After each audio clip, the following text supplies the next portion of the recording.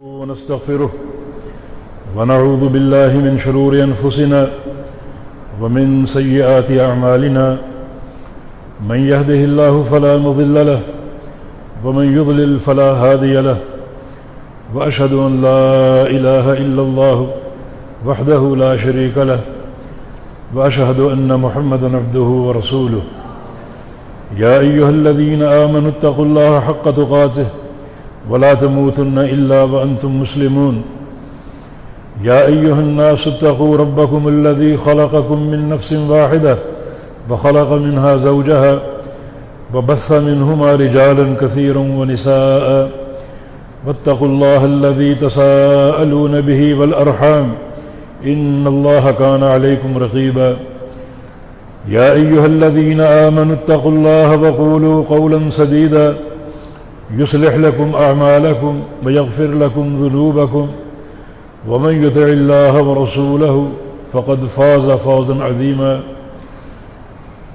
أما بعد فإن خير الحديث كتاب الله وخير الهدي هدي محمد صلى الله تعالى عليه وسلم وشر الأمور محدثاتها وكل محدثة بدعة وكل بدعة ضلالة وكل ضلالة في النار من يطع الله ورسوله فقد رشد واهتدى ومن يعص الله ورسوله فقد ضل وغوى اللهم صل على محمد وعلى آل محمد كما صليت على إبراهيم وعلى آل إبراهيم إنك حميد مجيد اللهم بارك على محمد وعلى آل محمد كما باركت على إبراهيم وعلى آل إبراهيم إنك حميد مجيد سبحانك لا علم لنا إلا ما علمتنا إنك أنت العليم الحكيم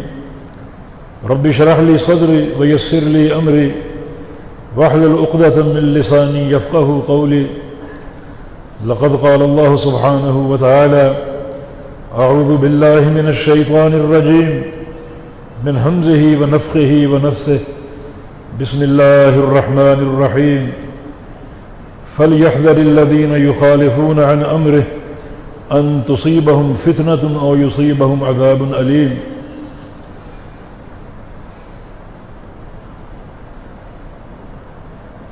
اللہ رب العزت کا عالم انسانیت پر جو سب سے بڑا احسان ہے اور فضل ہے وہ یہ ہے کہ اللہ رب العزت نے دین اور شریعت کا معاملہ ہماری عقلوں پر نہیں چھوڑا بلکہ خود ہی بنا کر اسے اتارنے کا اپنے انبیاء کے ذریعے وعدہ فرما لیا جب آدم علیہ السلام کو جنت سے نکالا گیا اور زمین پر اتارا گیا اسی وقت اس حقیقت کا انکشاف ہو چکا تھا فَإِمَّا يَأْتِيَنَّكُم مِّنِّي هُدًى اب تمہارے پاس ہدایت آئے گی میری طرف سے ہدایت نام کی چیز زمین پر نہیں بنتی آسمانوں پر بنتی ہے اور بنانے والا اللہ رب العزت ہے کوئی ایک نقطہ بھی ہماری عقل پر نہیں چھوڑا ہمارے ذہنوں پر نہیں چھوڑا الا للہ الدین الخالص خبردار اللہ تعالیٰ کے لیے دین خالص ہے جس میں کسی قسم کی ملاوٹ ناقابل برداشت ہوگی کوئی ایک نقطہ بھی ہمارے ذہنوں پر نہیں چھوڑا بلکہ لِكُلٍّ جَعَلْنَا مِنْكُمْ شِرْعَةً وَمِنْهَاجًا سب کے لیے تمام قوموں کے لیے ساری امتوں کے لیے شریعت اور چلنے کا راستہ ہم نے بنایا ہے اس میں کسی انسان کی دخل اندازی قابل برداشت نہیں ہے یہ اس کا سب سے بڑا احسان ہے عالم انسانیت پر اگر خالق کائنات دین اور شریعت ہماری عقل پر چھوڑ دیتا کہ جاؤ اور صحیح دین تلاش کرو تو ہم سب گمراہ ہو جاتے اور اس کے عذاب علیم کا نشانہ بن جاتے۔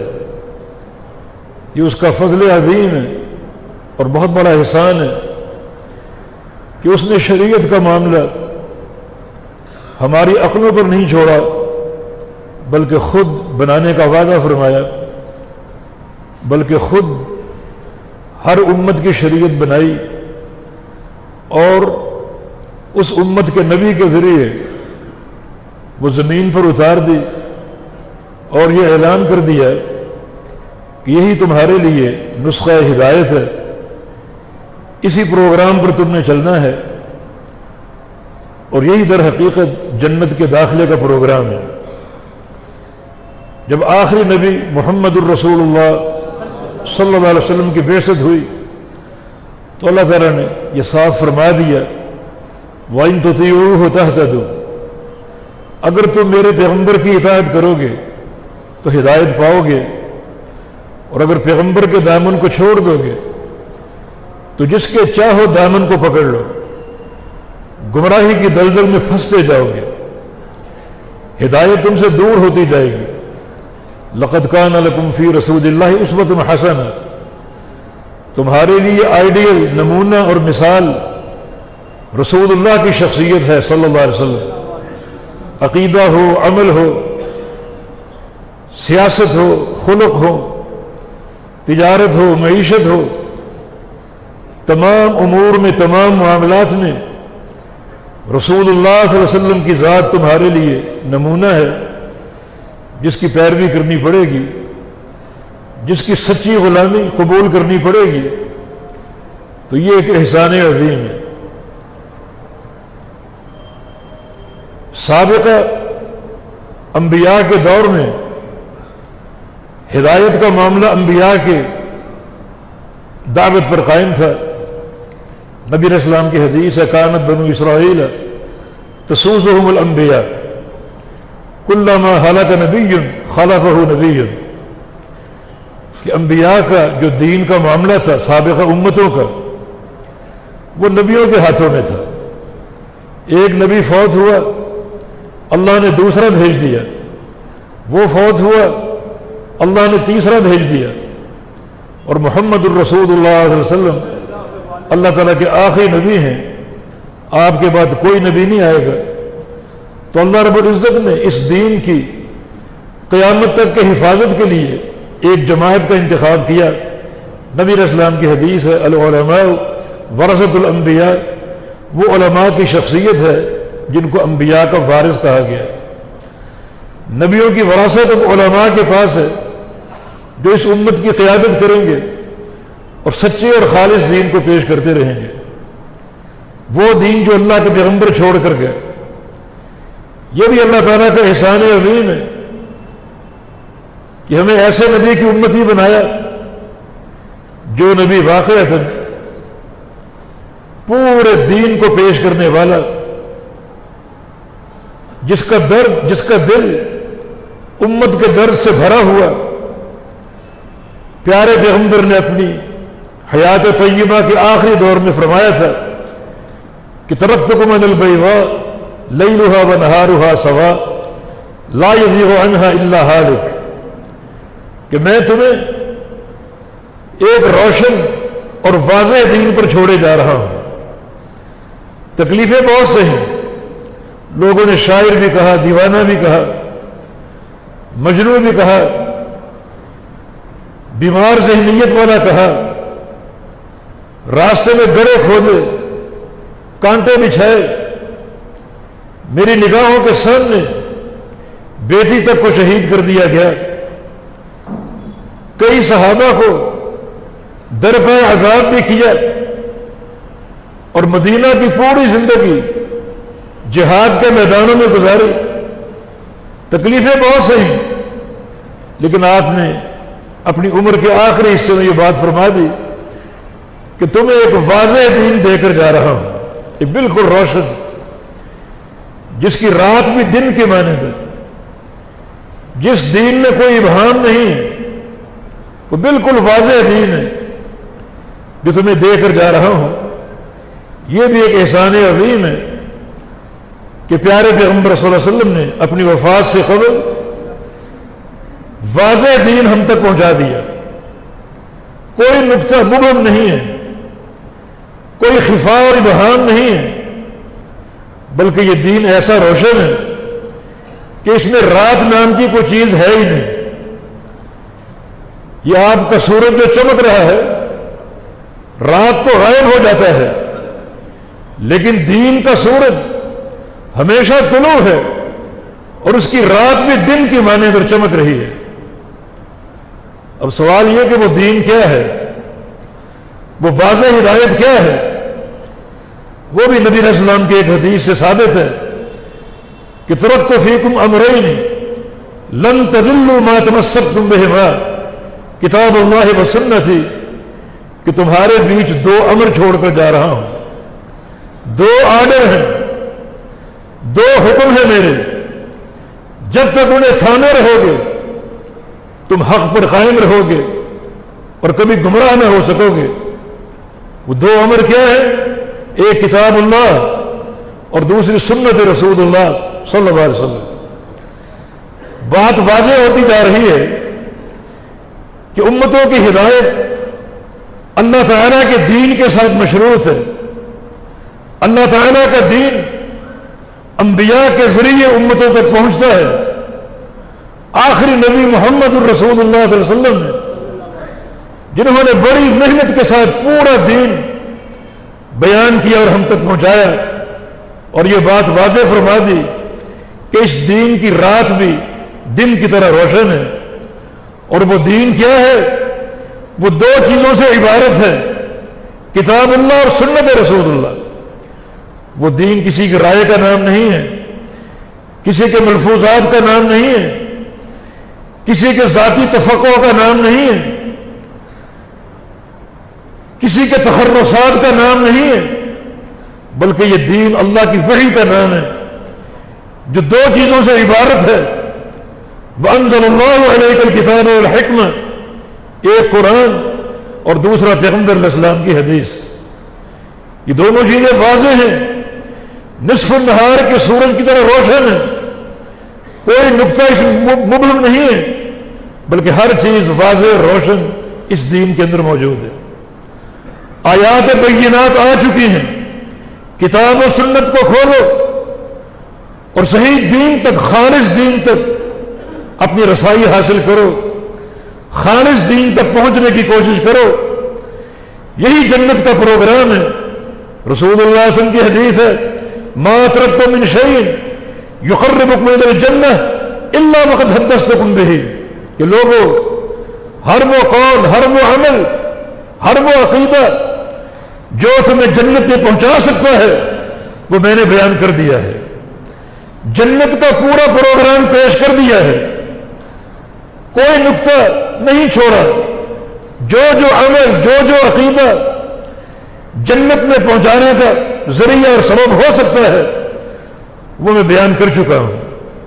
تو اگر جنت چاہیے تو اللہ کے پیارے پیغمبر کے بیان پر اکتفا کرنا پڑے گا، اور اگر جنت نہیں چاہیے تو پھر جاؤ، جو چاہے راستہ منتخب کر لو، جس کی چاہے غلامی کا توق اپنے گلے میں پہن لو، خواہ وہ قوم ہو، برادری ہو، باپ دادا ہو، کچھ بھی ہو، جو چاہے کرتے پھرو، لیکن جنت کا راستہ اللہ کے پیارے پیغمبر کی تعلیمات میں ہے۔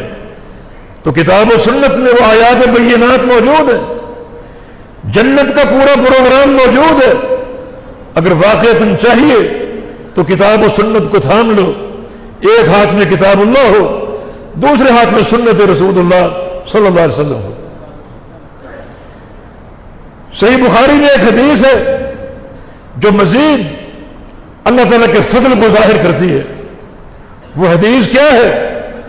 اللہ کے بندوں پر اللہ تعالیٰ کی حجت ہے، اس کے بعد کیا باقی بچے گا؟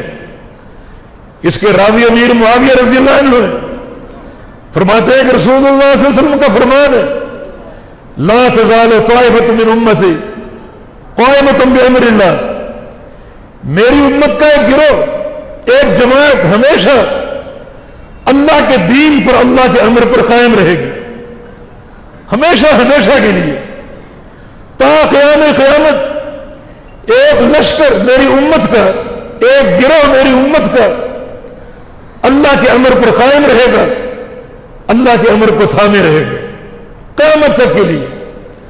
لا یضرهم من خالفهم، جو ان کے مخالفین ہیں وہ ان کو کوئی نقصان نہ پہنچا سکیں گے، وہ انہیں کوئی نقصان نہ پہنچا سکیں گے، وہ اللہ کے امر پر قائم رہیں گے اور کوئی ان کو نقصان نہ پہنچا سکے گا، کوئی ان کی حجت کمزور نہ کر سکے گا۔ اور فرمایا کہ ظاہرین علی الحق، وہ ہمیشہ حق پر غالب اور مشہور رہیں گے، حتی یأتی امر اللہ، حتیٰ کہ اللہ کا امر آ جائے، قیامت قائم ہو جائے۔ یہ حدیث نبی علیہ السلام کی جو متواتر درجے پر فائز ہے، بے شمار صحابہ سے مروی ہے، امیر معاویہ سے، عمر بن خطاب سے، ابو امامہ الباہلی سے، عبداللہ بن عمرو بن عاص سے، جابر بن سمرہ سے اور جابر انصاری رضی اللہ عنہما سے، بے شمار صحابہ سے یہ حدیث مروی ہے۔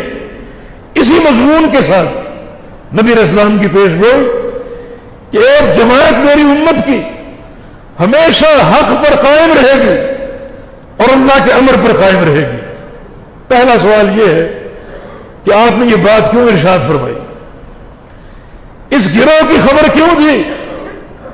اس کا جواب یہ ہے تاکہ لوگ ہر دور میں اسی گروہ کو تلاش کریں کہ وہ کون سی جماعت ہے جو اللہ کے امر پر قائم ہے اور قائم رہے گی حتیٰ کہ قیامت قائم ہو جائے گی۔ نبی علیہ السلام کا یہ خبر دینا اسی سبب سے ہے کہ جو حق کے متلاشی ہیں وہ چین سے نہیں بیٹھیں گے، اس گروہ کو تلاش کریں گے، اس جماعت کو تلاش کریں گے جس کے بارے میں رسول اللہ صلی اللہ علیہ وسلم نے خبر دی کہ وہ جماعت ہمیشہ حق پر قائم رہے گی، تاکہ اس جماعت کو ڈھونڈ کر اس کا حصہ بن جائیں، اس جماعت سے دین سیکھیں اور اپنی عاقبت کے راستے کو سیدھا کر لے، سنوار لے۔ یہ نبی علیہ السلام کی حکمت ہے اور یہ سبب ہے اس جماعت کی خبر دینے کی، اور اس کی علامتیں بیان کی ہیں کہ وہ جماعت کیسی ہوگی۔ پہلا نقطہ لا تزال، یہ استمرار کا صیغہ ہے کہ ایسی جماعت ہمیشہ رہے گی، کوئی دور کوئی جگہ اس جماعت کے وجود سے خالی نہیں ہوگی، ہمیشہ رہے گی۔ اور وہ جماعت کیسی ہوگی؟ طائفہ، ایک گروہ، ایک جماعت۔ کیا معنی اس کا؟ یہاں طلبہ موجود ہے، طائفہ کی تنوین کے بارے میں علماء کے دو قول ہیں، ایک یہ کہ تنوین تقلیل کا معنی دے رہی ہے، دوسرا قول کہ تنوین تعظیم کا معنی دے رہی ہے، یعنی طائفۃ صغیرہ یا طائفۃ قلیلہ یا طائفۃ عظیمہ، یہ سارے معنی کر سکتے ہیں۔ معنی وہ جماعت چھوٹی سی ہوگی، بڑی نہیں ہوگی۔ طائفہ چھوٹے گروہ کو بولتے ہیں، چھوٹی جماعت کو بولتے ہیں۔ ایک تو یہ بات ثابت ہو گئی کہ پوری امت طائفہ منصورہ نہیں ہے، پوری امت حق پر قائم نہیں ہے، بلکہ پوری امت میں سے ایک جماعت، ایک گروہ حق پر قائم ہوگا۔ ان کی تعداد کم ہوگی، ان کے مقابلے میں جو باطل ہے ان کی تعداد زیادہ ہوگی، جس کی دلیل نبی علیہ السلام کی ایک حدیث ہے جو طائفہ کی تنوین کا تعین کرتی ہے کہ یہ تنوین تقلیل کے لیے، وہ جماعت چھوٹی ہے۔ کون سی حدیث؟ وہ حدیث فرق، رسول اللہ صلی اللہ علیہ وسلم کا فرمان ہے افترقت اليهود على 71 ملة وافترقت النصارى على 72 ملة وستفترق أمتي على 73 ملة كلهم في النار إلا الملة الواحدة۔ یہودیوں کے 71 فرقے بنے، عیسائیوں کے 72 فرقے بنے، میری امت کے 73 فرقے بنیں گے۔ فرمایا کہ سارے جہنم میں سوائے ایک جماعت کے۔ اس میں قلت کا معنی ثابت ہو رہا ہے کہ جو ناحق جماعتیں ہیں وہ 72 ہوں گی اور حق جماعت ایک ہی ہوگی۔ تو اس ایک جماعت کا 72 جماعتوں سے کیا مقابلہ ہوگا؟ وہ لشکر چھوٹا سا ہوگا، گروہ چھوٹا ہوگا، ممکن ہے بعض موقعوں پر بڑا بھی ہو، مگر اس جماعت کا جو مزاج ہے اور شان ہے وہ قلت ہے، کم ہونا۔ حق ہمیشہ کم ہوتا ہے، حق والے ہمیشہ کم ہوتے ہیں۔ وقلیل من عبادی الشکور، شکر گزار بندے بہت تھوڑے ہوتے ہیں۔ اکثر ہم حق کے کارہون، لوگوں کی اکثریت جو ہے وہ حق کو ناپسند کرنے والی ہوتی ہے، اکثریت حق سے دور ہوتی ہے، اور بہت کم لوگ حق کے قریب ہوتے ہیں۔ تو پھر یہ طائفہ ایک چھوٹی سی جماعت، اس کو تلاش کرو۔ ہر مقام پر ان کی تعداد کم ہوگی، ہر مقام پر موجود ہوں گے، ممکن ہے کہیں 2 ہو، کہیں 10 ہو، کہیں 20 ہو، کہیں سینکڑوں کی تعداد میں ہو، اور کہیں کروڑوں کے مقابلے میں لاکھوں کی تعداد میں ہو، مگر وہ گروہ چھوٹا ہوگا، جماعت چھوٹی ہوگی۔ یہ حدیث کس پر منطبق ہو رہی ہے؟ وہ طائفہ کون سا ہو سکتا ہے جو چھوٹا سا ہے، ہر مقام پر موجود ہے؟ کوئی زمانہ اس جماعت کے وجود سے خالی نہیں ہوگا، اور کوئی جگہ اس جماعت کے وجود سے خالی نہیں ہوگی۔ کیوں؟ اللہ تعالیٰ کا وعدہ ہے کہ لا يبقى على ظاہر الارض بیت مدر ولا مبر الا ادخلہ اللہ کلمۃ الاسلام۔ اس زمین کی پشت پر کوئی کچا یا پکا گھر نہیں بچے گا، اللہ ہر گھر میں اسلام کا کلمہ اور اسلام کی دعوت کو پہنچائے گا۔ تو جماعت وہ کس جماعت کے ذریعے پہنچائے گا؟ ظاہر ہے کہ جس کے پاس سچا اسلام ہوگا اور سچا دین ہوگا، اسی کے ذریعے ہر گھر میں اسلام کی دعوت پہنچے گی، لوگ مانے یا نہ مانے۔ تو لا تزال یہ صیغہ استمرار ہے، یہ جماعت ہمیشہ موجود ہوگی، اور طائفہ اس جماعت کی قلت کی طرف اشارہ کر رہا ہے۔ یہ جماعت کم ہوگی، اس جماعت کا مزاج یہ ہے، ہر دور میں حق والے کم ہوتے ہیں اور باطل زیادہ ہوتے ہیں۔ تبھی تو 73 فرقوں میں سے 72 فرقے جہنم میں جائیں گے جو کہ باطل ہے، اور صرف ایک جماعت جنت میں جائے گی۔ تو یہ ایک جماعت جو ہے یہ 72 فرقوں کے مقابلے میں۔ اس جماعت کی تیسری نشانی کیا ہے؟ فرمایا قائمۃ بامر اللہ، یہ جماعت اللہ کے امر پر قائم ہے، اللہ کے امر پر، کسی اور کے امر پر نہیں، اللہ کے امر پر، نہ کسی برادری کے امر پر، نہ کسی باپ دادا کے امر پر، نہ کسی امام کے امر پر، اللہ کے امر پر۔ یہ سب سے بڑی نشانی۔ یہ کون سی جماعت ہو سکتی ہے اللہ کے امر پر قائم؟ اللہ کا امر کیا ہے؟ ابھی آپ نے سن لیا کہ ترکت فیکم امرین، تمہارے بیچ 2 امر چھوڑے جا رہے، وہ اللہ کے امر، کتاب اللہ و سنت ہے، قرآن پاک ہے، اور اللہ کے حبیب کی سنت ہے۔ یہ 2 چیزیں اللہ کا امر ہے۔ تو اس جماعت کا تشخص کیا ہے؟ اس جماعت کی پہچان کیا ہے؟ وہ اللہ کے امر کو تھامے ہوگی، اللہ کے امر کو۔ غور کرتے جائیں کس جماعت کی پیش گوئی یہاں دی جا رہی۔ تبھی تو بہت سے محدثین نے یہ صراحت کی ہے کہ وہ جماعت اہل الحدیث ہے۔ امام بخاری کا قول ہے، یا امام عبداللہ بن مبارک کا قول ہے، علی بن مدینی شیخ بخاری کا قول ہے، بلکہ امام احمد بن حنبل کا قول ہے ان لم یکونوا اہل الحدیث فلا ادری من ہم۔ اس جماعت کا مصداق اگر اہل حدیث نہیں ہے تو میں نہیں جانتا پھر وہ کون سی جماعت ہے۔ یہ جماعت ہے ہی جماعت اہل حدیث جو اللہ کے امر پر قائم ہے۔ باقی گروہ جو ہے اللہ کے امر پر قائم نہیں ہے، وہ تو الگ شخصیات کے نام پر فرقہ بن کے جدا ہو گئے۔ ایک کتاب ہے المہند المفند، جس پر تقریباً 300 علماء دیوبند کے سائن ہیں۔ اس کتاب کی تصدیق کے لیے اس کا آغاز کہاں سے ہو رہا ہے؟ اس بات سے کہ الحمدللہ ہم فروع میں امام ابو حنیفہ کے پیروکار، فروع میں، اصول میں امام ماتریدی یا امام اشعری کے پیروکار، اور تزکیہ اور تربیت میں ہمارے 4 مشرب ہیں سہروردی، چشتی، قادری اور نقشبندی. اصول، فروع اور تزکیہ اور تربیت. کہیں اللہ کے امر کا نام ہے؟ فروع میں فلاں کے پیروکار، اصول میں فلاں کے پیروکار، اور تزکیہ اور تربیہ میں ہمارے یہ 4 مشرب ہیں. امر اللہ کا نام کہیں ہے؟ یہ تو الحمدللہ آپ کا اعجاز ہے، یہ آپ کی توفیق ہے کہ آپ کا عقیدہ کیا ہے. اصول ہو، فروع ہو، یا تزکیہ اور تربیہ اور تصفیہ کا پروگرام ہو، ان سارے امور میں اللہ تعالیٰ نے آپ کو محمدی ہونے کا شرف دیا. اصول میں بھی محمدی، فروع میں بھی محمدی، اور تربیہ اور تزکیہ کے پروگرام میں محمدی. اور یہ امر اللہ ہے، یہ اس جماعت کا تشخص ہے کہ قائمۃ بامر اللہ، اللہ کے امر پر قائم ہے، کسی اور کے امر پر نہیں، باپ دادا کے امر پر نہیں، کسی شخصیت کے امر پر نہیں، بلکہ صرف اللہ رب العزت کے امر پر قائم ہے. تبھی تو بڑے بڑے محدثین نے اس جماعت کا مصداق جو ہے وہ اہل الحدیث کو قرار دیا. اور چوتھی نشانی یہ، لا یضرهم من خالفهم، جو ان کی مخالفت کرے گا وہ انہیں نقصان نہیں دے سکے گا.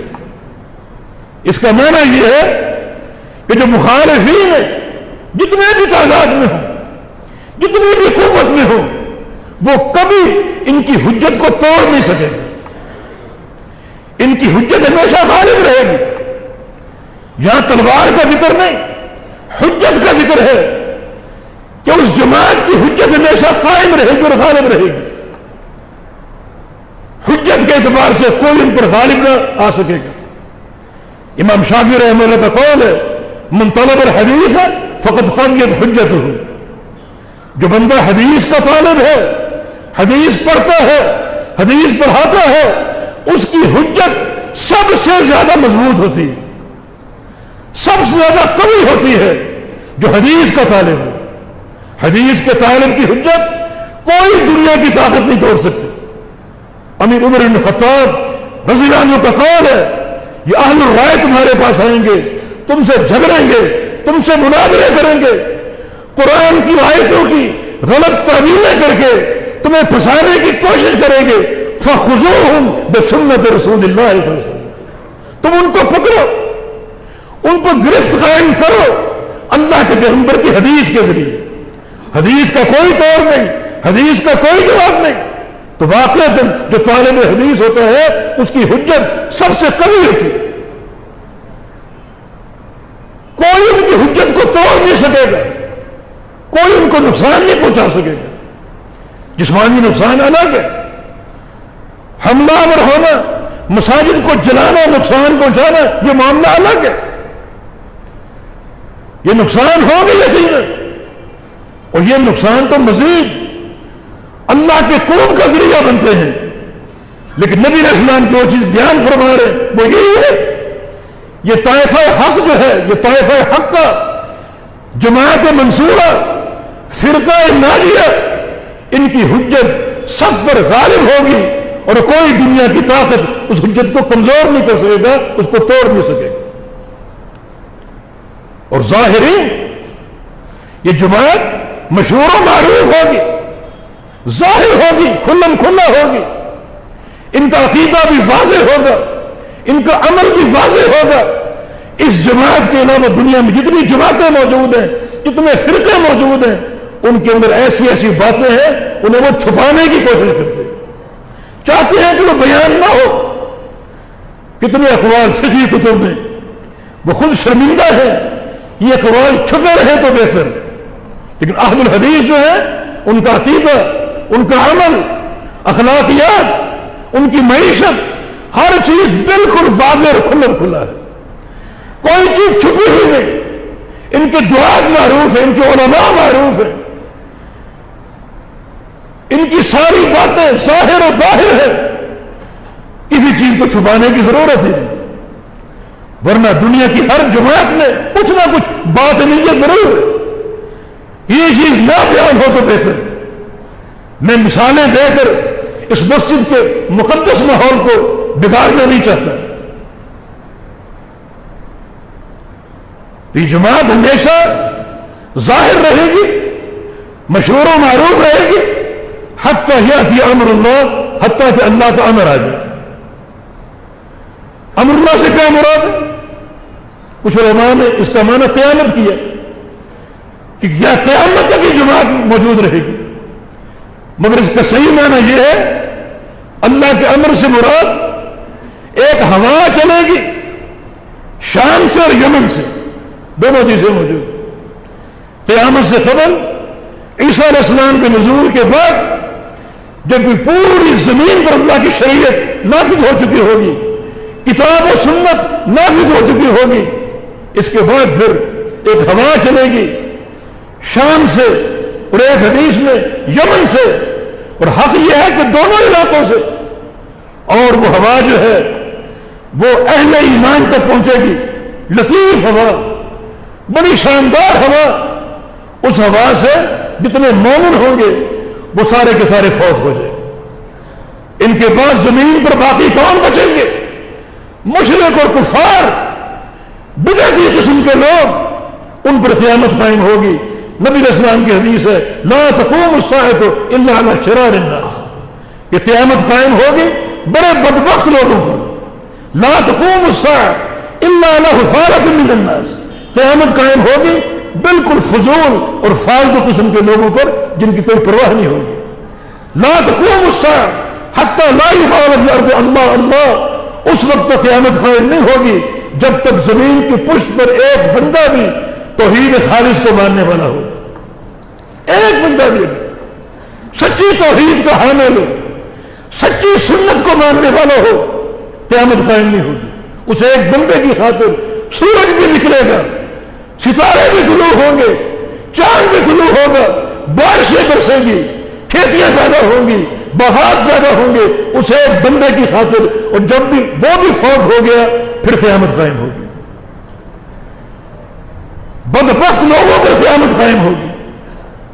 یہ 4-5 علامتیں اس حدیث میں بیان ہوئی۔ اب ان علامتوں کو لے کر نکلو باہر، اس جماعت کو تلاش کرو، وہ جماعت کیا ہو سکتی، کون سی ہو سکتی؟ قائمۃ امر اللہ، اللہ کے امر پر کون سی جماعت قائم؟ اللہ کے امر سے مراد کتاب و سنت، خالق کائنات کی وحی، اس پر کون لوگ قائم ہیں، کون سی جماعت قائم، اس کو تلاش کرو۔ حدیث کا مقصد یہی ہے، یہ ایک عظیم بشارت ہے، حق کبھی معدوم نہیں ہوگا، حق کبھی ختم نہیں ہوگا، چھپے گا نہیں، ہمیشہ قائم رہے گا۔ کیسے؟ اس جماعت کے ذریعے۔ اب وہ جماعت حق کا تلاش کرنا ہر ایک کی ضرورت ہے، تاکہ اس جماعت کو مل کر حق تک پہنچا جا سکے، حق معلوم کیا جا سکے۔ اور ظاہر ہے کہ سارا جنت کا پروگرام اللہ تعالیٰ کی وحی کے ساتھ مربوط ہے، اور یہ جماعت اللہ کی وحی کی حامل، کتاب و سنت کی حامل، جس کے ساتھ سارا پروگرام آپ کا مربوط ہے۔ اللہ تعالیٰ بار بار نشانیاں دکھاتا ہے۔ ہم نے صحیح بخاری میں ایک حدیث پڑھی، اس حدیث کو پڑھ کر مجھے ذاتی طور پر شوق ہوا اس حدیث کی تحقیق کا۔ ابو ہریرہ رضی اللہ عنہ کی روایت سے ہے، مدح احب بنی تمیم لثلاث خصال، ایک قبیلہ بنو تمیم کا، مجھے اس قوم سے محبت ہے 3 باتوں کی وجہ سے۔ پہلے میرے دل میں تھوڑی بہت ناپسندیدگی کے جذبات تھے، مگر اس قبیلے کے بارے میں نے اللہ کے پیارے پیغمبر سے سنا 3 باتیں، تو میرے دل میں اس جماعت کی محبت پیدا ہوگی۔ باتیں کیا ہیں؟ ایک بار نبی علیہ السلام فجر کی جماعت کے لیے مسجد میں تشریف لائے، ایک کونے میں صدقات کا ڈھیر لگا ہوا تھا، آپ وہاں سے گزرے، بڑی ایک شان استغنا کے ساتھ، دنیا کے مال کی رغبت نہیں تھی، چلتے چلتے پوچھا یہ مال کہاں سے ہے؟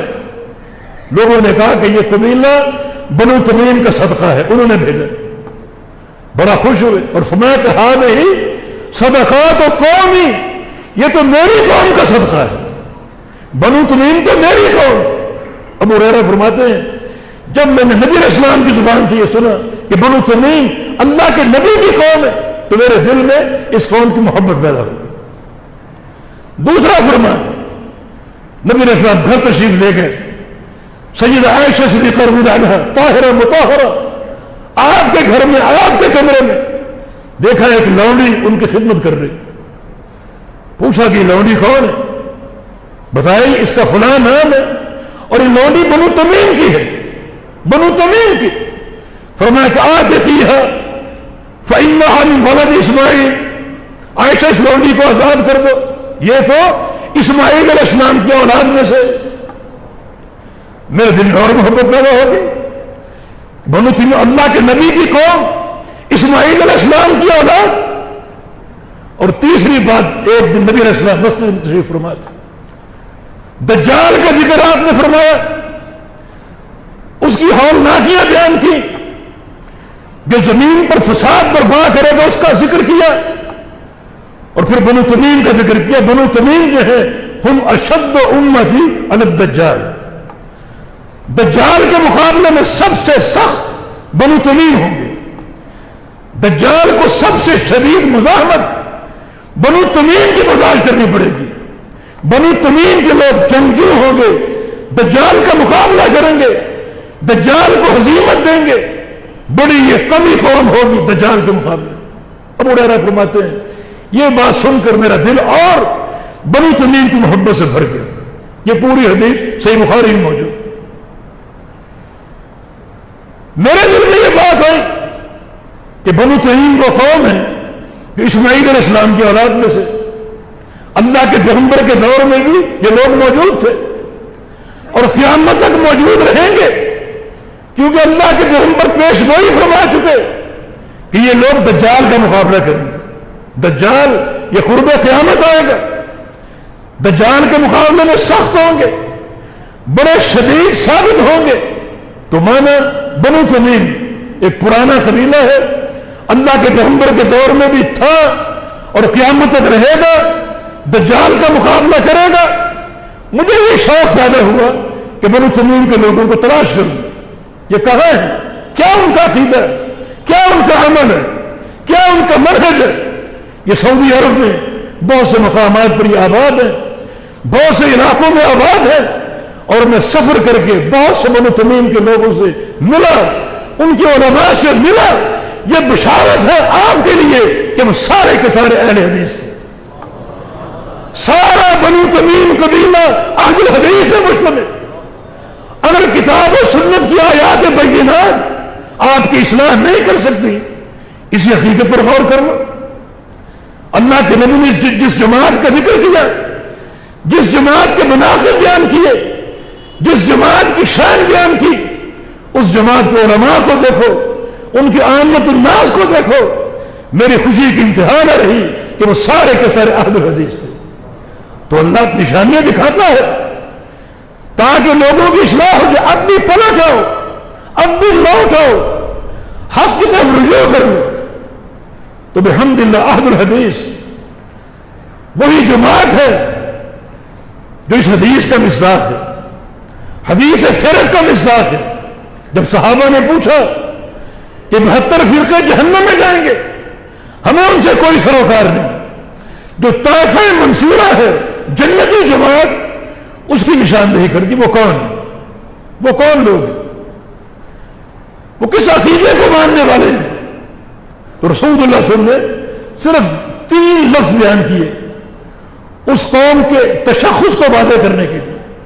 نبی علیہ السلام کو اللہ تعالیٰ نے یہ ملکہ دیا تھا، آپ کا فرمان بھی ہے کہ اوتیت بجوامع الکلم، مجھے اللہ نے جوامع الکلم دی۔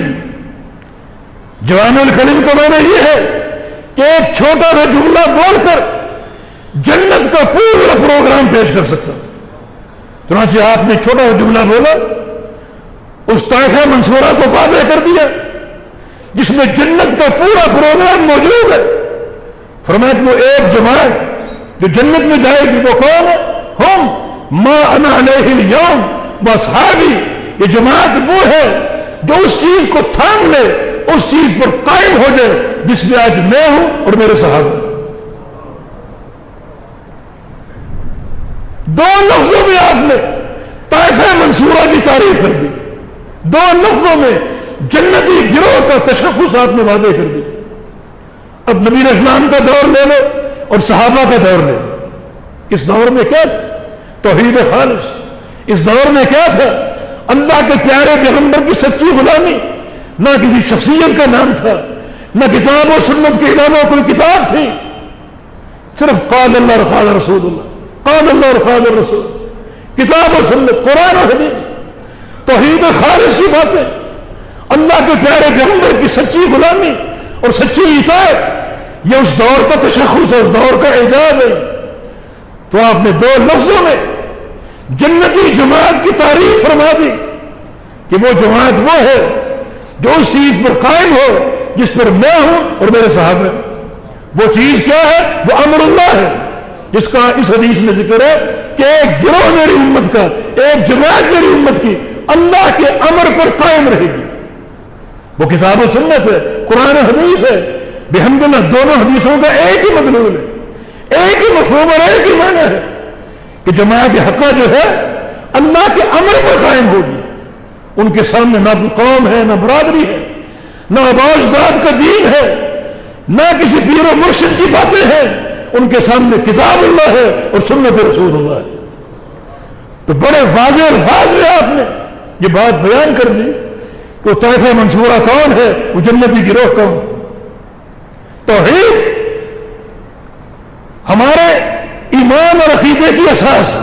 اللہ تعالیٰ ایک ہے، قل هو اللہ احد، اللہ کا ایک ہونا ربوبیت میں، الوہیت میں اور سارے ناموں، اسماء و صفات میں اور ساری خوبیوں میں اللہ تعالیٰ ایک ہے۔ یہ ہمارا عقیدہ، قل هو اللہ احد کہہ دو، اللہ ایک ہے۔ توحید خالص پر بحمداللہ اہل الحدیث قائم، اللہ تعالیٰ ایک ہے۔ کس چیز میں ایک ہے؟ تین چیزوں میں۔ ایک رب ہونے میں، رب ہونے کا معنی یہ ہے کہ صرف اللہ ہی خالق ہے اور کوئی خالق نہیں، صرف اللہ ہی مالک ہے اور کوئی مالک نہیں، صرف اللہ ہی رازق ہے اور کوئی رازق نہیں، اور صرف اللہ ہی پوری کائنات کی تدبیر فرما رہے، پوری کائنات کی تصرف اللہ فرما رہے۔ درخت کا پتا بھی اللہ کے امر سے گرتا ہے، بارش کا ایک قطرہ بھی اللہ کے امر سے گرتا ہے، اور یہ سارے معاملات اللہ کے سامنے، اللہ ہر شے سے باخبر ہے، کوئی چیز سے اوجھل نہیں، کوئی چیز سے مخفی نہیں۔ اگر گندم پیدا ہوتی ہے، ایک سکے میں 70 دانے ہوتے ہیں، اللہ جانتا ہے، 100 دانے ہوتے ہیں، اللہ جانتا ہے، ایک ایک دانے کو جانتا ہے، یہ دانہ کہاں کہاں پہنچے گا اور کون کون کھائے گا۔ وہ دانے پستے ہیں جن کا آٹا بنتا ہے، اللہ تعالیٰ آٹے کے بھی ایک ایک ذرے کو جانتا ہے، کس کس پیٹ میں داخل ہوگا اور کہاں کہاں پہنچے گا۔ سارا تصرف خالق کائنات کے پاس، قل هو اللہ احد کہہ تو وہ اللہ ایک ہے، ربوبیت میں، رب ہونے میں، خالق ہونے میں، مالک ہونے میں، رازق ہونے میں اور پوری کائنات کا تصرف کرنے میں۔ دوسرا اللہ ایک ہے الوہیت میں، الوہیت کا معنی معبود ہونا، ایک اللہ ہی ہر قسم کی عبادت کا مستحق ہے، وہ رکوع ہو، قیام ہو، سجدہ ہو، تشہد ہو، قرات ہو، ذکر اللہ ہو، نظر و نیاز ہو، منت ہو، قربانی ہو، یہ ساری عبادات ہیں اور اللہ وحدہ لا شریک لہ ہر عبادت کا مستحق ہے۔ یہ ہمارا عقیدہ، اللہ کی عبادت میں کوئی شریک نہیں، نہ کوئی زندہ، نہ کوئی مردہ، نہ کوئی نبی، نہ کوئی فرشتہ، نہ کوئی درگاہ والا، نہ کوئی زمین میں دفن اور نہ کوئی زمین کی پشت پر چلنے والا، کوئی اس کا شریک نہیں۔ یا ایھا الناس اعبدوا ربکم الذی خلقکم، لوگوں اپنے رب کی عبادت کرو جو تمہارا خالق ہے۔ اس رب کی عبادت کیوں کریں؟ کیونکہ وہ خالق ہے، اور خالق ہے تو پیش کرو، کوئی ایک ذرے کا خالق ہو پیش کرو۔ الا فلیخلقوا ذرہ بل یخلقوا شعیرا، اللہ کا چیلنج ہے کہ ایک ذرہ بنا کر دکھا دو، ایک جو کا دانہ بنا کر دکھا دو۔ یہ چیلنج موجود ہے، صدیاں گزر چکی، بڑے بڑے سائنسدان پیدا ہوئے، اسلام کے خلاف تدبیریں کرنے والے، اس چیلنج کو قبول کر لو۔ ایک ذرہ اگا کر دکھا دو، پیدا کر کے دکھا دو. اگانا اللہ کی خوبی، اللہ کے عمل سے پیدا ہوتے. تم ایک ذرہ بنا کر دکھا دو، ایک جو کا دانہ بنا کر دکھا دو، تو ماننا پڑے گا اللہ ہی خالق ہے، اور جو خالق ہے وہی عبادت کا مستحق ہے. یہ ہمارا عقیدہ. ہر عبادت وہ سری ہو، جہری ہو، چھوٹی ہو، بڑی ہو، رات کی ہو، دن کی ہو، مالی ہو، بدنی ہو. قل ان صلاتی و نسکی و محیای و مماتی للہ رب العالمین. اے پیغمبر کہہ دو، دنیا کے سامنے اپنا عقیدہ پیش کر دو کہ لوگوں، میری ساری بدنی عبادتیں، ساری مالی عبادتیں، میرا جینا اور میرا مرنا سب کا سب اللہ رب العالمین کے عقیدہ بیان کر دو. یہ ہمارا عقیدہ. توحید الوہیت، ہر قسم کی عبادت کا ایک اللہ مستحق ہے. یہ ہمارا عقیدہ. وہ عالم الغیب ہے، وہ غیب جانتا ہے. غیب جاننے والا صرف اللہ ہے. اب اگر کسی اور کو شریک کرو گے کہ فلاں بھی غیب جانتے، فلاں بھی غیب جانتے، تو یہ خالق کائنات کی صفت میں شراکت، شرک ہے. یہ اس لیے بہت سے علماء نے یہ فتویٰ دیا ہے کہ اللہ تعالیٰ کی صفت علم غیب میں کسی اور کو شریک کرنا یہ کفر کا موجب ہے. وہ بندہ کفر میں داخل ہو جاتا ہے. اللہ تعالیٰ وہاب ہے، رزاق ہے، روزی دینے والا، وہ اکیلا روزی دینے والا. اور اگر آپ کا عقیدہ ہو کہ فلاں بھی روزی دیتا ہے، فلاں داتا، فلاں مشکل کشا، فلاں حاجت روا، تو اللہ کے نام میں شراکت ہے. یہ صرف اہل حدیث کا عقیدہ ہے کہ اللہ تعالیٰ اپنے سارے ناموں میں، ساری صفات میں اکیلا اور وحدہ لا شریک لہ. اس عقیدے میں کوئی جھول ہے؟ یہ خالق کائنات کی خالص توحید ہے جس کے ترجمان آج کے دور میں اہل الحدیث ہے. بحمد اللہ. وہ توحید ربوبیت ہو، توحید الوہیت ہو، یا توحید اسماء و صفات ہو، اللہ تعالیٰ ان تینوں قسموں میں اکیلا اور وحدہ لا شریک لہ ہوئے، کوئی اس کا شریک نہیں. یہ ہمارا عقیدہ.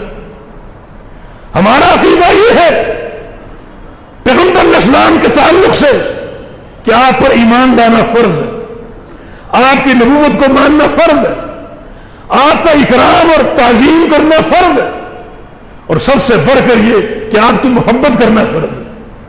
جس شخص کے دل میں اللہ کے حبیب کی محبت نہ ہو اس کے ایمان کی نفی ہوتی ہے. صحیح بخاری کی حدیث کے مطابق رسول اللہ صلی اللہ علیہ وسلم کا فرمان ہے، والذی نفس محمد بیدہ لا یؤمن احدکم حتی اکون احب الیہ من والدہ وولدہ والناس اجمعین. اس ذات کی قسم جس کے ہاتھ میں میری جان ہے، تم لوگ مومن نہیں ہو سکتے جب تک مجھ سے یعنی رسول اللہ سے محبت نہ کرو، ایسی محبت کہ تمہارے ماں باپ کی محبت سے بڑھ کر ہو، تمہاری اولاد کی محبت سے بڑھ کر ہو، بلکہ پوری کائنات کی محبت سے بڑھ کر ہو. جب تک مجھ سے ایسی محبت نہیں کرو گے تم مومن نہیں ہو سکتی. ہمارا عقیدہ کہ اللہ کے پیارے پیغمبر کی محبت فرض ہے. اس عقیدے کی وضاحت سن لو. اگر ہمارے دل میں اللہ کے حبیب کی محبت تو ہے مگر والدین کی محبت سے کم ہے، اولاد کی محبت سے کم ہے، تو مومن نہیں ہو سکتے. اگر ہمارے دل میں اللہ کے حبیب کی محبت ہے، اولاد کی محبت جتنی یا والدین کی محبت کے برابر، پھر بھی مومن نہیں ہو سکتے. مومن کب ہوں گے؟ جب اللہ کے پیارے پیغمبر کی محبت ایسی ہو، کوٹ کوٹ کے بھری ہو، جو اولاد کی محبت سے زیادہ ہو، ماں باپ کی محبت سے زیادہ ہو، بلکہ کائنات کے ہر فرد کی محبت سے زیادہ ہو. بلکہ اگر اللہ کے پیغمبر کی محبت تو ہے مگر اپنی جان سے زیادہ نہیں، پھر بھی مومن نہیں. مومن کب ہوں گے؟ جب اللہ کے حبیب کی محبت اپنی جان سے بھی زیادہ ہو، جس کے دلیل امیر المومنین عمر بن خطاب کی حدیث ہے. نبی علیہ السلام کے پاس آئے اور آ کر کہا کہ یا رسول اللہ صلی اللہ علیہ وسلم، آپ میرے نزدیک ہر شے سے بڑھ کر محبوب ہے سوائے میری اپنی جان کے. عمر یہ کیا کہہ دیا تم نے؟ لا یؤمن احدکم حتی اکون احب الیہ من نفسہ. اس وقت تک تم مومن نہیں ہو سکتے جب تک اپنی جان سے، اب مجھ سے اپنی جان سے زیادہ محبت نہ کرو. تم مومن ہو ہی نہیں سکتے جب تک میری محبت تمہاری اپنی جان سے بھی بڑھ کر نہ ہو. امیر عمر سناٹے میں آ گئے، اپنے ایمان کو رجوع کیا. عمر تم نے کیا کہہ دیا؟ سچی توبہ کر کے عرض کیا کہ انت حب الی من نفسی، یا رسول اللہ آج کے بعد میرا عقیدہ یہ ہے کہ آپ میرے نزدیک میری جان سے بھی زیادہ محبوب، یہ ہمارا عقیدہ اللہ کے پیارے پیغمبر کی محبت کے تعلق سے۔ ہم یہ بات واضح کرنا چاہتے ہیں کہ اللہ کے حبیب کی محبت جو ہے اس کی ترجمانی، اس کی دلیل اللہ کے پیغمبر کی اطاعت ہے اور آپ کی فرمانبرداری، کیونکہ دین اسلام میں محبت کا تشخص جو ہے وہ اطاعت کے ساتھ پورا ہوتا ہے۔ قل ان کنتم تحبون اللہ فاتبعونی یحببکم اللہ، کہہ دو اگر تم اللہ کی محبت کے دعوے دار ہو یا اللہ کی محبت کے طلبگار ہو تو اس کا ایک ہی راستہ ہے اور وہ میرے حبیب کی اتباع کرنا، جذباتیت نہیں، جذباتی نعرے نہیں، جذباتی نعتیں نہیں، بلکہ اطاعت، نبی اسلام کی اطاعت۔ نماز پڑھو تو آپ کے طریقے سے، حج کرو تو آپ کے طریقے سے، روزے رکھو آپ کے طریقے سے، زکوٰۃ دو آپ کے طریقے سے، معیشت تجارت آپ کے طریقے سے، سیاست آپ کے طریقے سے، یہ محبت کا ثبوت ہے۔ ہر عمل میں میرے حبیب کے پیروکار بن جاؤ، اور اگر پیروکار بن گئے تو پھر یحببکم اللہ، پھر اللہ تم سے محبت کرے گا۔ اللہ اکبر، یعنی پیغمبر علیہ السلام کی پیروی، پیغمبر علیہ السلام کی اتباع جو ہے اس نے انسان کو کہاں سے کہاں پہنچا دیا کہ وہ بندہ اللہ کا محبوب بن گیا، اللہ اس سے محبت کرنے لگا۔ اور جب اللہ کسی بندے سے محبت کرتا ہے اس بندے کو چھوڑتا نہیں۔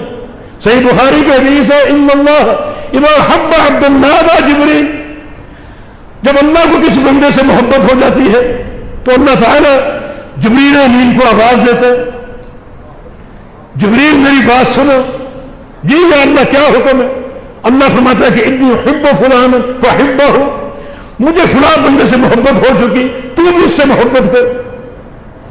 اللہ کی محبت کا صلہ، بندہ زمین سے چلا عرش معلیٰ تک پہنچ چکا، وہاں اس کا چرچا ہو رہا ہے، ذکر ہو رہا ہے، اور ذکر کرنے والا اللہ رب العزت ہے، جس کے سامنے ذکر ہو رہا ہے وہ امین الوحی جبریل علیہ السلام۔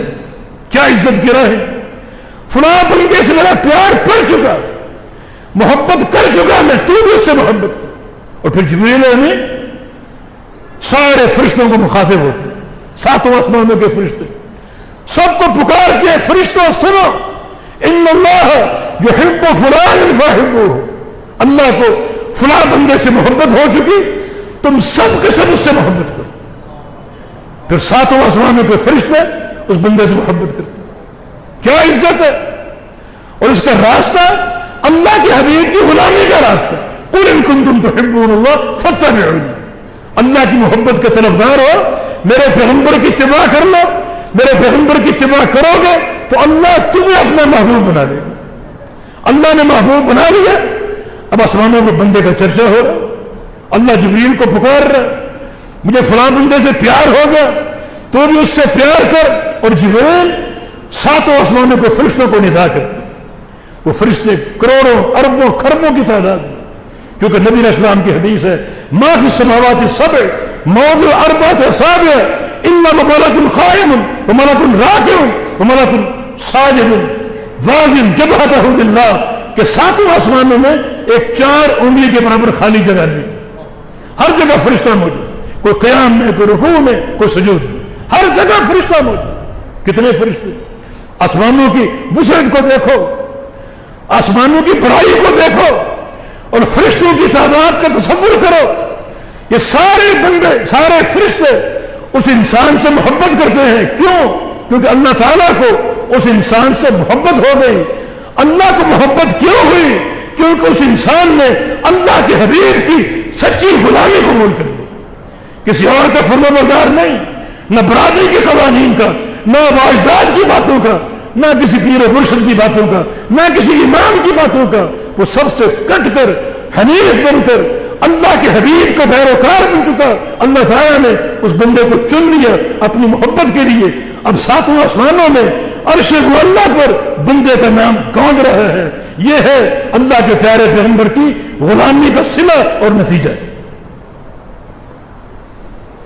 جس میں ہمارا عقیدہ ہے۔ اس میں کہیں کوئی جوڑا تو نشاندہی کیجیے، یہ طائفہ منصورہ، اور باقی جو اولیاء اللہ ہے ہم ان سے بھی محبت کرتے ہیں۔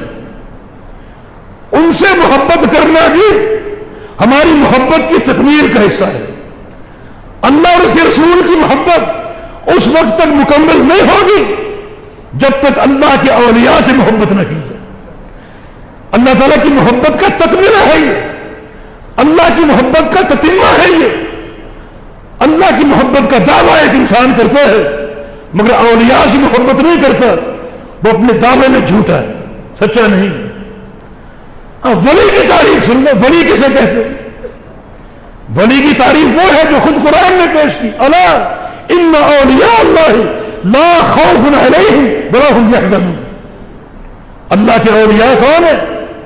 وہ ہر قسم کے خوف سے, رنج و الم سے وہ پاک ہیں. کون ہیں وہ لوگ؟ الذین آمنوا وکانوا یتقون, جو ایمان لائے, اپنے عقیدے کو سنوار لیا, توحید کی اصلاح کر لی, اللہ وحدہ لا شریک کو مان لیا, اس کی توحید کو مان لیا, وکانوا یتقون, اور متقی اور پرہیزگار بنے. وہ اللہ کے ولی. ہماری ان سے محبت ہے جو واقعی سچے مومن ہیں, موحد ہیں, اور تقوی اور پرہیزگاری سے ان کا ظاہر و باطن مزین ہے. اللہ اور اس کے رسول کی اطاعت کرنے والے وہ واقعی اللہ کے اولیاء ہیں. ہم ان کا اکرام کرتے ہیں, ان کی عزت کرتے ہیں, یہ ہمارا عقیدے کا حصہ ہے. ہاں اگر آپ کہیں کہ اس کو بھی ولی مانو جو ہر وقت چرس اور بھنگ کے نشے میں دھت رہتا ہے, لباس سے بے نیاز ہے, ننگا بیٹھا ہے, عورتوں مردوں کے جھرمٹ میں, کوئی کبوں کی سرکار, کوئی کتوں کی سرکار, وہ اللہ کے ولی نہیں. ولایت کی تعریف ہو چکی. اللہ کا ولی وہ ہے جو رسول اللہ کا فرما بردار. اللہ کا ولی وہ نہیں ہے جس نے 10 سال یا 20 سال کنویں میں الٹا لٹک کر اللہ کی عبادت کی ہو.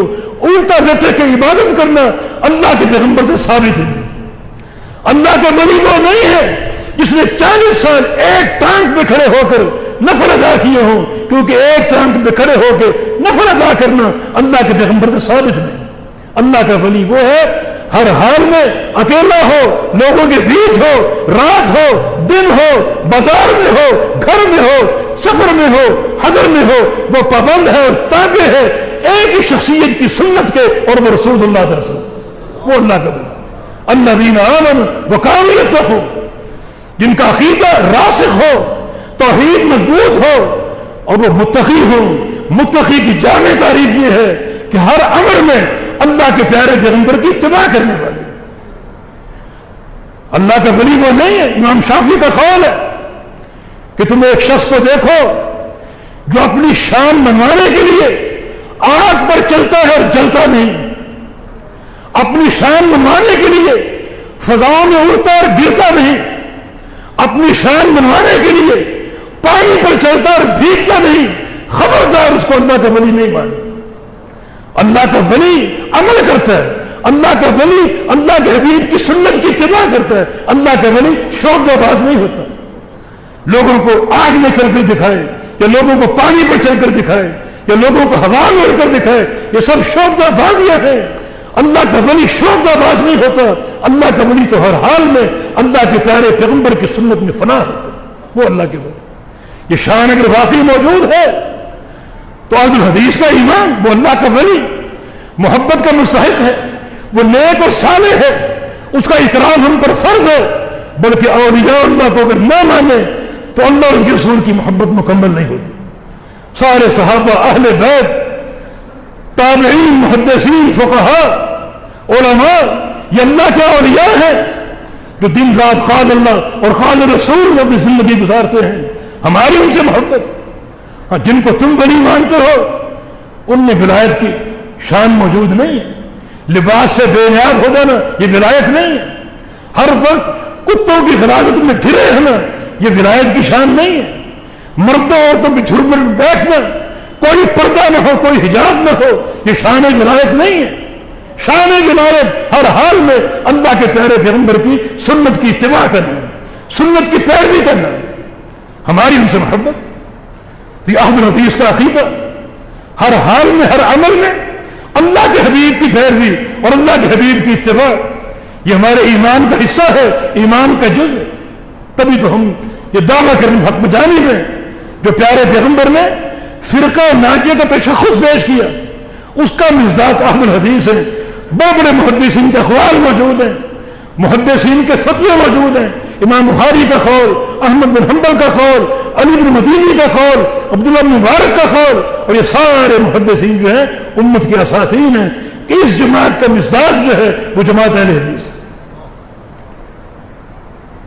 حدیث 12 ترجمے میں سن لیجیے کہ لا تزال طائفۃ من امتی قائمۃ بامر اللہ، میری امت کی ایک جماعت ہمیشہ اللہ کے امر پر قائم رہے گی۔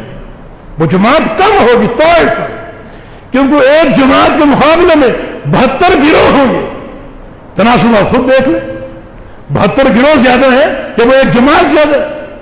72 گروہ اس کے مقابلے ہوں گے۔ وہ طائفۃ قلیلہ ہے، طائفۃ صغیرہ ہے اور عظیمہ ہے، باعتبار تشخص کے اور باعتبار تعریف کے۔ قائمۃ بامر اللہ، یہ سب سے بڑی تعریف کہ وہ جماعت کیا ہوگی؟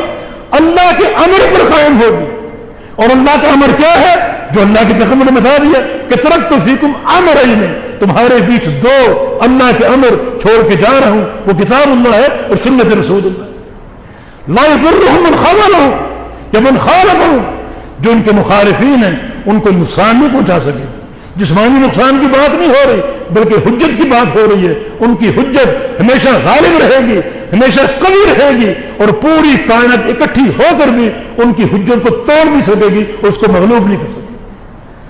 اور یہ جماعت ہمیشہ ظاہر رہے گی، ان کا کوئی عقیدہ، کوئی عمل، کوئی عبادت مخفی نہیں ہوگی جس کو یہ چھپانے کی کوشش کرے۔ باقی ہر جماعت میں کسی نہ کسی طور باطنیت موجود ہے، اپنی باتوں کو چھپانے کی کوشش کرتے ہیں۔ خود فقہ میں ایسے احوال ہیں کہ ان کے ماننے والے پریشان ہیں، چاہتے ہیں کہ اپنی کتابوں سے ان کو نکال دے، چھپانے کی کوشش کرتے ہیں۔ بڑی واہی تباہی باتیں اس مجلس میں پیش کرنے کی ہمت نہیں، لیکن یہ جماعت ظاہری، ہمیشہ ظاہر، کھلم کھلا، عقیدے کے ساتھ، عمل کے ساتھ، منہج کے ساتھ، خلق کے ساتھ، سیاست کے ساتھ، کوئی یہاں جھول نہیں، کوئی پردہ نہیں، بلکہ ہمیشہ ظاہر و باہر رہے۔ اور یہ جماعت قائم رہے گی کب تک؟ جب تک اللہ کا امر آ جائے۔ اللہ کا امر کیا ہے؟